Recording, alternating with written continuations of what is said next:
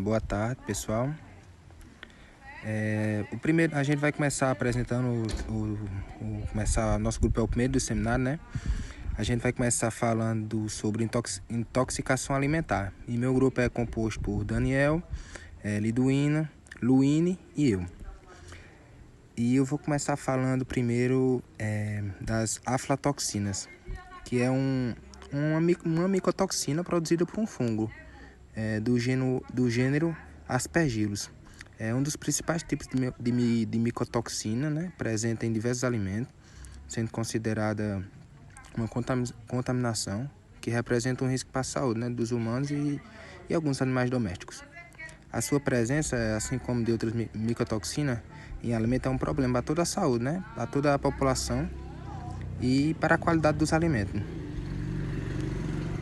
E apesar de algumas controvérsias, desde a descoberta, né, da aflatoxina, em 1960, diversos países adotaram as medidas de tolerância para essas toxinas em produtos destinados ao consumo humano. Agora, as formas de exposição às aflatoxinas, que essas toxinas podem estar presentes em diferentes tipos de alimentos, que constituem a principal fonte de exposição para o homem. Ingerir alimentos contaminados, né, por essas micotoxinas, e é um dos principais meios, né, a alimentação. As exposições podem ser monitoradas através do uso de biomarcadores, que elucidam a relação causa-efeito e dose-efeito, na avaliação de risco à saúde para fins de diagnóstico clínico e laboratorial.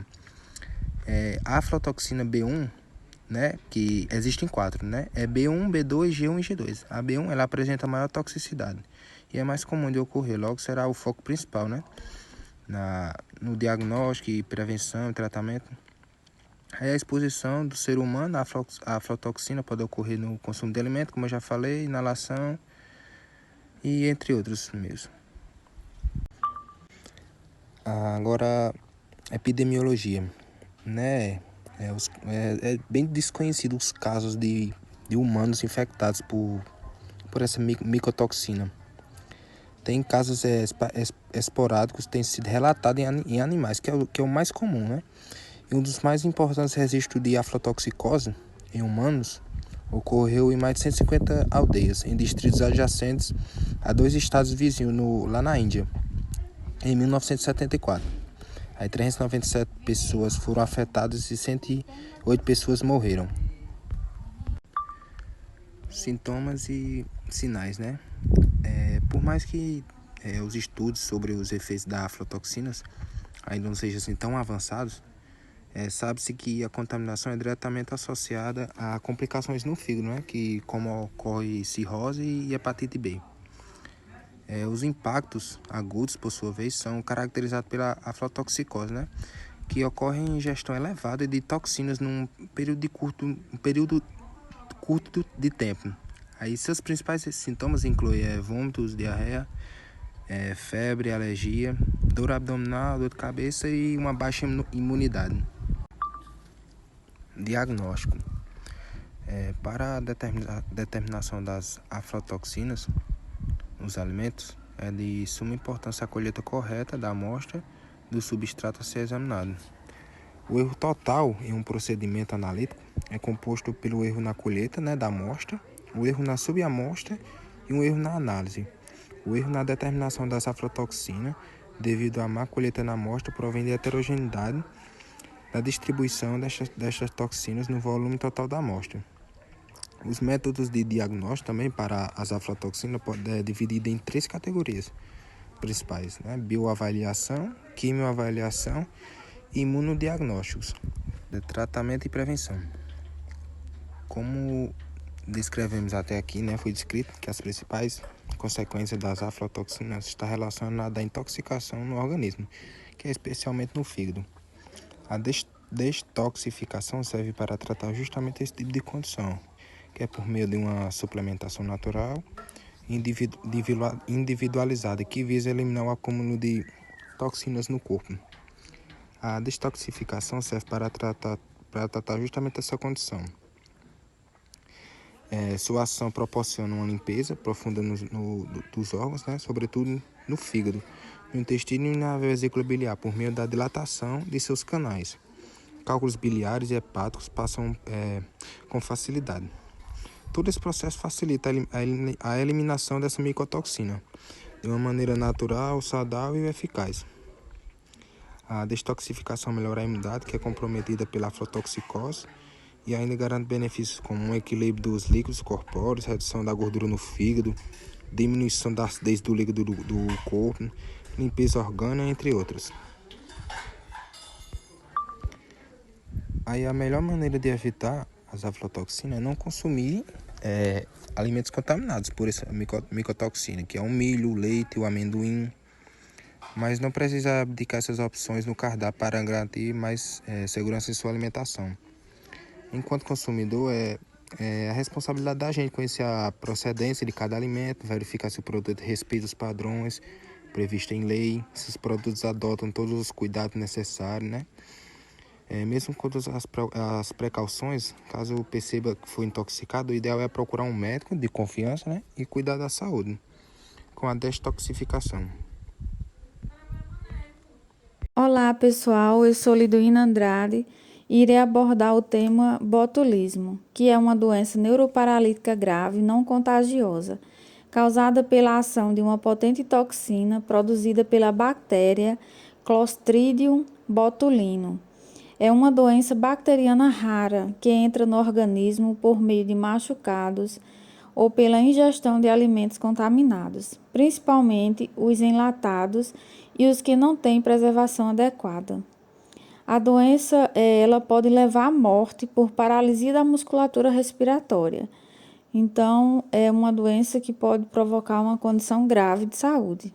Existem 3 formas de botulismo, que é a de origem alimentar, por ferimentos, e a intestinal. É importante saber que todas as formas de botulismo podem matar, se não tratadas adequadamente, e são consideradas emergências médicas. Por isso, com a presença de qualquer sintoma relacionado, é essencial procurar ajuda médica. No Brasil, o botulismo está diretamente relacionado à contaminação alimentar, então é a maior incidência. Como o botulismo é transmitido, né? Então, assim, através da bactéria causadora do botulismo, produz esporos que sobrevivem até em ambientes com pouco oxigênio, como em alimentos em conservas ou enlatados. Ele produz uma toxina que, mesmo se ingerida em pouquíssima quantidade, pode causar envenenamento grave em questão de horas. Então, assim, falando um pouco do botulismo alimentar, ele ocorre por ingestão de toxinas em alimentos contaminados que foram produzidos ou conservados de maneira inadequada. Os alimentos mais comuns envolvidos nesse processo são as conservas vegetais, principalmente as artesanais, como o palmito, o picles, o pequi, produtos carnes cozidos, curados e defumados de forma artesanal, como salsicha, presunto, carne frita conservada em gordura, carne de lata, pescados defumados, salgados e fermentados, queijos e passas, e raramente em alimentos enlatados, industrializados. O período de incubação entre a contaminação e o início dos sintomas pode variar de 2 a 10 horas, com média de 12 a 36 horas. Quanto maior a concentração de toxina no alimento ingerido, menor o período de incubação. A forma mais rara de botulismo seria por ferimentos, que é causado pela contaminação de ferimentos com a bactéria botulino. As principais portas de entrada para estes esporos são úlceras crônicas com tecido necrótico, fissuras, esmagamentos de membros, né? Ferimentos em áreas profundas mal vascularizadas ou ainda aquelas produzidas por agulhas em usuários de drogas injetáveis e lesões nasais ou sinusais em usuários de drogas inalatórias. O período de incubação pode variar de 4 a 21 dias, com média de 7 dias. E o botulismo intestinal, neste tipo, os esporos contidos em alimentos contaminados se fixam e multiplicam no intestino, onde ocorre a produção e absorção de toxina. Em adultos, são descritos alguns fatores de risco, como cirurgias intestinais, doença de Crohn e o uso de antibiótico por tempo prolongado, que levaria à alteração da flora intestinal. Não se sabe o período de incubação deste tipo de doença, porque é impossível saber o momento da ingestão dos esporos. Existe também o botulismo infantil, que na verdade é um tipo intestinal, mais frequente em crianças com idade entre 3 e 26 semanas. Uma das principais causas são a ingestão de mel de abelha nas primeiras semanas de vida. Os casos de botulismo infantil têm sido notificados na Ásia, Austrália, Europa, América do Norte e América do Sul. A incidência e a distribuição real não são precisas, porque os profissionais de saúde em poucas ocasiões suspeitam do botulismo. Esta doença pode ser responsável por 5% dos casos de morte súbita em lactentes. Já sua epidemiologia tem distribuição mundial, com casos esporádicos ou surtos familiares, em geral relacionados à produção e à conservação de alimentos de maneira inadequada. Raramente ocorrem surtos envolvendo produtos processados comercialmente. Os sinais e os sintomas. Os sintomas do botulismo variam de acordo com o tipo de infecção da doença. No entanto, os sintomas mais comuns da doença, de forma geral, são dores de cabeça, vertigens, tontura, sonolência, visão turva, visão dupla, diarreia, náuseas, vômitos, dificuldade de respirar, paralisia descendente da musculatura respiratória, braços e pernas, comprometimento de nervos cranianos, prisão de ventre, infecções respiratórias. O diagnóstico do botulismo geralmente começa com um exame físico feito pelo próprio médico no consultório. Nesta consulta, o profissional poderá pedir outros exames neurológicos, de imagem e laboratoriais para complementar a investigação e confirmar o diagnóstico.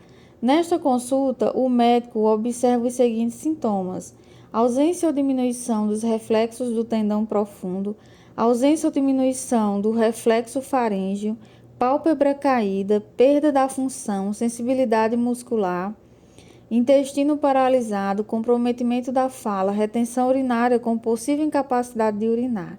Podem ser realizados também os exames de sangue para identificar a toxina no organismo e exame de fezes, além de exames laboratoriais no alimento suspeito de conter a bactéria transmissora de botulismo. O tratamento do botulismo deve ser realizado de forma precoce, numa unidade hospitalar que disponha de terapia intensiva, tendo em vista que diminui as chances de óbito neste tipo de unidade. E, basicamente, esse tratamento apoia-se em dois conjuntos de ações: tratamento de suporte e o específico. O tratamento de suporte baseia-se nas medidas gerais de suporte e monitorização cardiorrespiratória, que são as condutas mais importantes no tratamento do botulismo. E já o específico visa eliminar a toxina circulante e sua fonte de produção, o botulínio, pelo uso do soro antibotulínico e de antibióticos. Antes de iniciar o tratamento específico, todas as amostras clínicas para exames diagnósticos devem ser coletadas. Para prevenir o botulismo, não se deve consumir alimentos se você notar alguma irregularidade na embalagem, como lata enferrujada, furada e com prazo de validade vencido. O preparo de conservas caseiras deve obedecer rigorosamente aos cuidados de higiene. Ferva os alimentos enlatados e as conservas antes de consumi-los. Altas temperaturas podem eliminar as toxinas do botulismo. O mel é um dos alimentos mais perigosos se for mal conservado. Nunca dê mel a uma criança com menos de 1 ano de idade. Oi pessoal, eu me chamo Luíne e eu vou explicar para vocês sobre a salmonelose. Então, a salmonela é uma bactéria da família das Enterobacteriaceae que causa intoxicação alimentar e, em casos raros, pode provocar graves infecções e até mesmo a morte. Ela possui 2 espécies causadoras de doenças em humanos, que é a Salmonella entérica e a Salmonella bongori. A salmonela entérica é a de maior relevância para a saúde pública e ela é composta por outras 6 subespécies.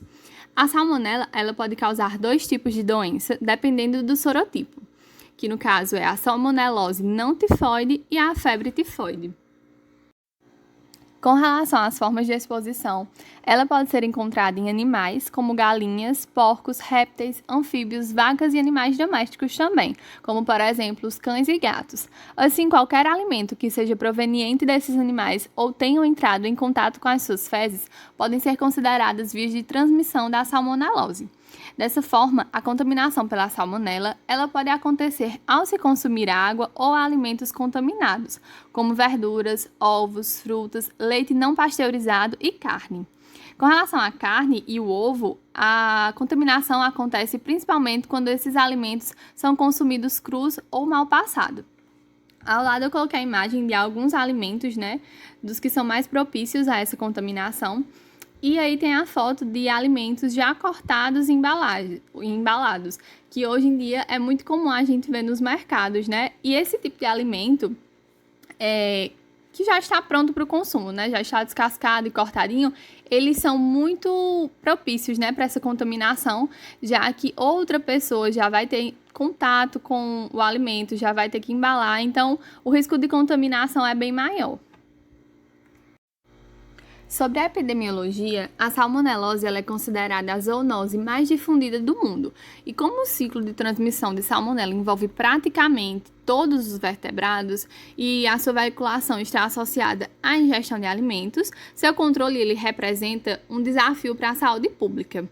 Com relação ao fator epidemiológico que mais se destaca nos animais é o estado de portador, no qual a falta de sintomas e as dificuldades técnicas para sua detecção antes ou durante a inspeção dos produtos de origem animal os convertem em fonte contínua de contaminação do meio ambiente e, portanto, também dos alimentos, considerando também que a principal via de transmissão de salmonela está na cadeia alimentar, Sua presença em animais criados com objetivo comercial aponta esse micro-organismo como mais incidente e relevante a agente etiológico das enteroinfecções.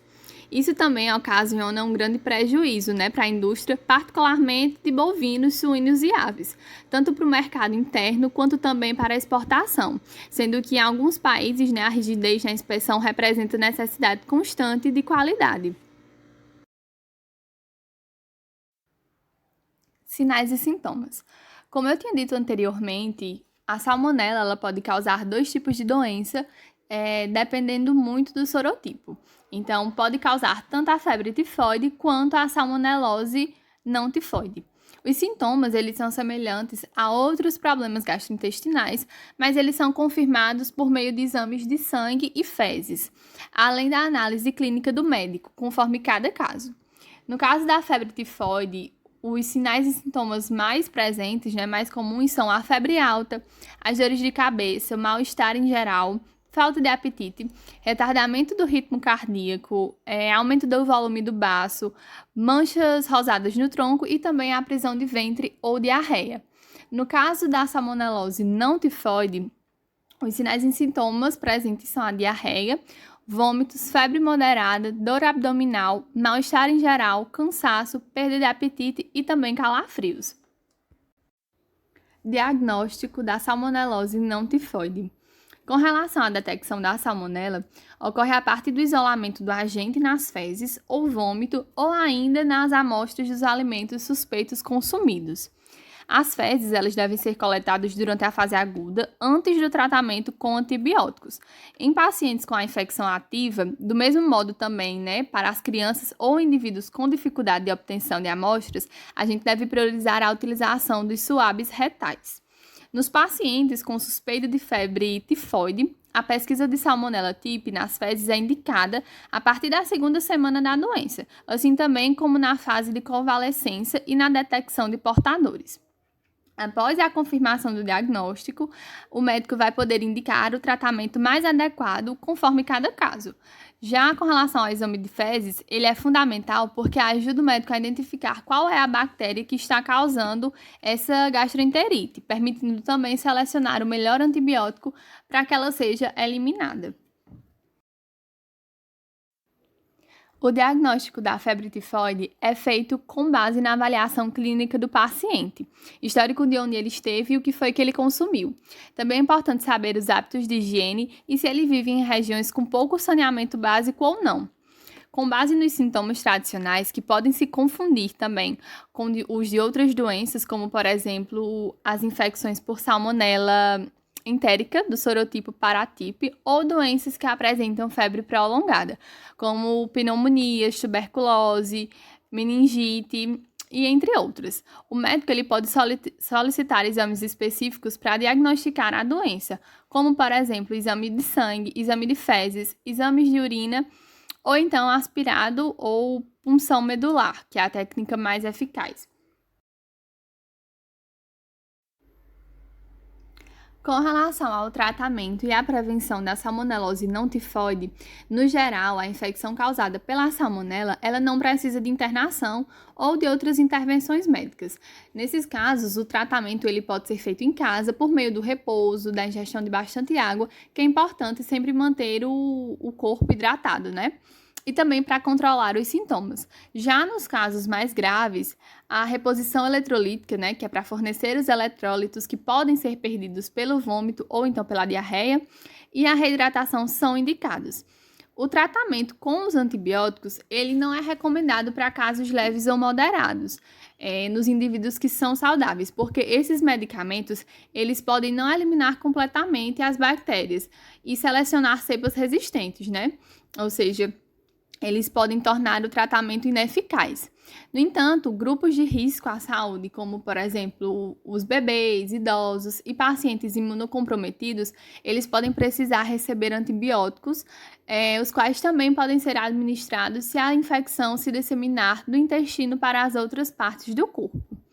Devido ao aumento global da resistência antimicrobiana, as diretrizes de tratamento elas devem ser revisadas regularmente, né? Levando-se em conta que o padrão de resistência das bactérias com base no sistema de vigilância local. A duração do tratamento ela depende dos órgãos atingidos, da idade e também condições de saúde dos pacientes, além da ocorrência de outros sintomas, como, por exemplo, dor nas articulações, a dificuldade em urinar, a inflamação nos olhos e a artrite. No entanto, se os sintomas eles persistirem por mais de 3 dias, é necessário procurar novamente o médico para que outra avaliação seja feita, pois pode ser que a contaminação ela tenha sido maior e esteja evoluindo para formas mais graves.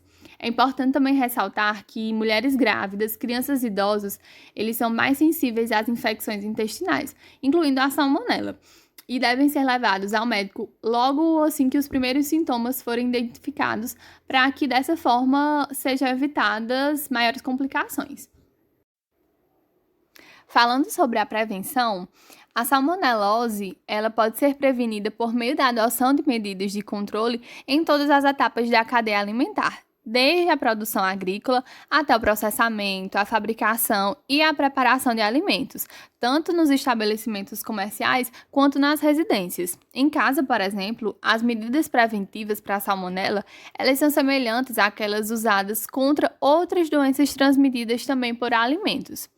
O contato entre bebês ou crianças pequenas com animais de estimação que podem estar transportando a salmonela, como, por exemplo, os gatos e cães, e até mesmo tartarugas, como eu citei anteriormente, é preciso que haja a supervisão cuidadosa. Algumas condutas simples, elas podem evitar a contaminação, que incluem o manuseio correto de alimentos, como, por exemplo, é importante sempre lavar as mãos antes, durante e depois de manipular ou consumir os alimentos, lavar bem os alimentos antes do consumo, especialmente as frutas e verduras, porque elas são mais propícias a serem contaminadas. A carne também deve ser bem cozida ou passada, porque, como eu falei anteriormente, os alimentos crus, ou mal passados, eles são de fácil contaminação também. Os ovos, devem ser bem cozidos e também deve ser evitado o consumo de alimentos em lanchonetes e restaurantes que apresentam condições precárias de higiene e conservação. Com relação ao tratamento e à prevenção da febre tifoide, ele deve ser iniciado o mais rapidamente possível, de acordo com as prescrições e orientações médicas, que vão seguir de acordo, conforme cada caso. No entanto, normalmente o paciente ele é tratado em nível ambulatorial, basicamente com o uso de antibióticos específicos e a reidratação. Em raras exceções, o caso ele pode ser mais grave, aí sim será necessária uma internação. O tratamento ele dura, via de regra, em torno de 14 dias, mas esse período ele pode ser maior ou menor, varia bastante, de acordo com a gravidade da doença. Além disso, é possível que, com o uso dos antibióticos, que são bastante fortes, a pessoa apresente sintomas de intolerância gastrointestinal. O repouso e a hidratação constante, eles são fundamentais e essenciais para a boa recuperação da febre tifoide.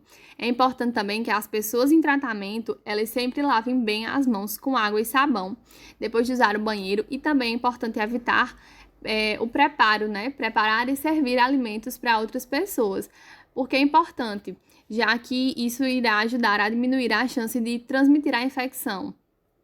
E com relação aos pacientes com litíase biliar ou anomalias biliares que não respondem ao tratamento com os antibióticos, devem ser colecistectomizados. É importante também ressaltar que somente o médico ele pode dizer qual é o medicamento mais indicado para cada caso, bem como também a dosagem correta e a duração do tratamento. Com relação à prevenção, o saneamento básico, o preparo adequado dos alimentos e a higiene pessoal são as principais medidas de prevenção da febre tifoide.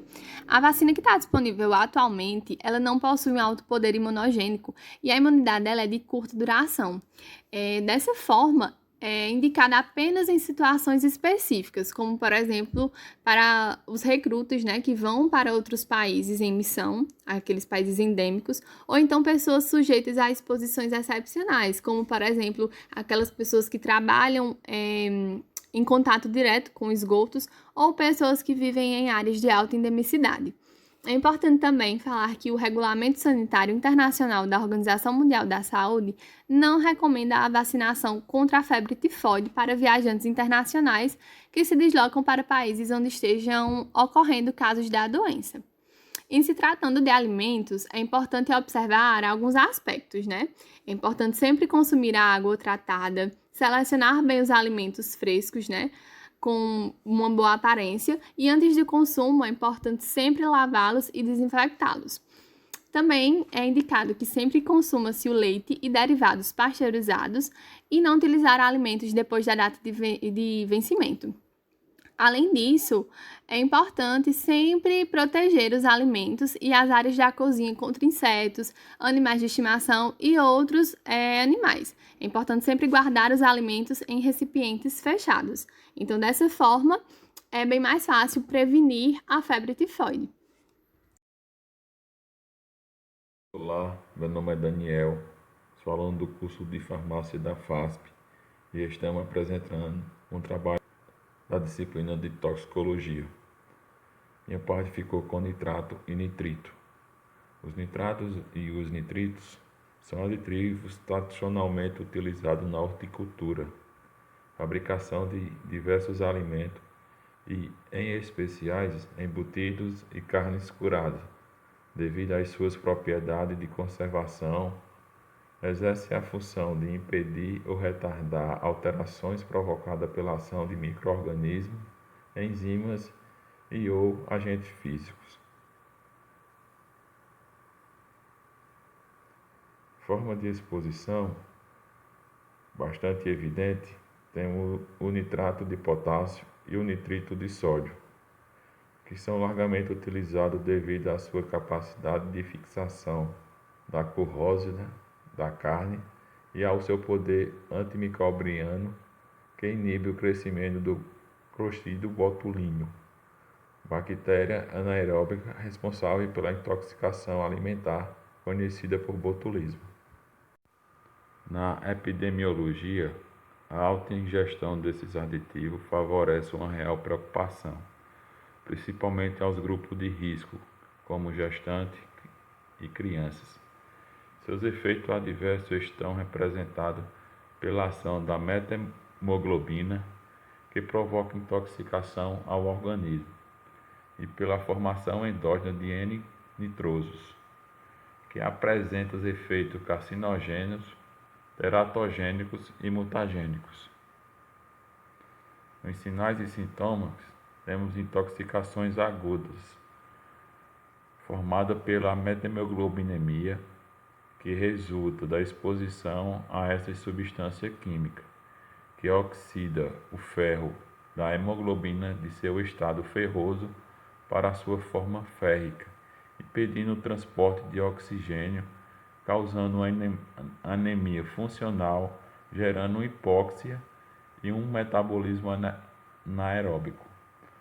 Pode-se atingir cianoses com coloração cinza acastanhado, com nível acima de 15% de metahemoglobina absoluta.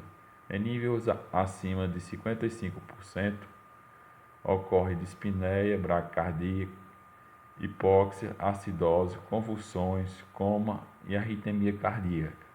Acima de 70%, rapidamente fatais. Nas exposições contínua ou crônica, há vários estudos em níveis nacionais e internacionais que mostram que o consumo excessivo de carne vermelha com altas concentrações desses aditivos contribui para uma maior incidência de câncer do trato gastrointestinal. Como diagnóstico, temos a presença de angústia respiratória, cianose acastanhado ou acinzentada que não responde ao tratamento com oxigênio. O sangue tem cor de chocolate. A avaliação de substância tóxica no sangue ou na urina permite identificar a presença da substância química. No tratamento e prevenção, temos a descontaminação gastrointestinal e o antídoto azul de metileno. Pode haver a necessidade de diálise e de transfusão sanguínea. O tratamento com azul de metileno a 1% é descrito como um antídoto específico para intoxicação. O azul de metileno combina-se com a enzima metahemoglobina redutase e tem a ação de carrear os elétrons para o substrato metahemoglobina, que por redução converte a metahemoglobina em hemoglobina. Obrigado pela atenção, quero agradecer em nome da minha equipe.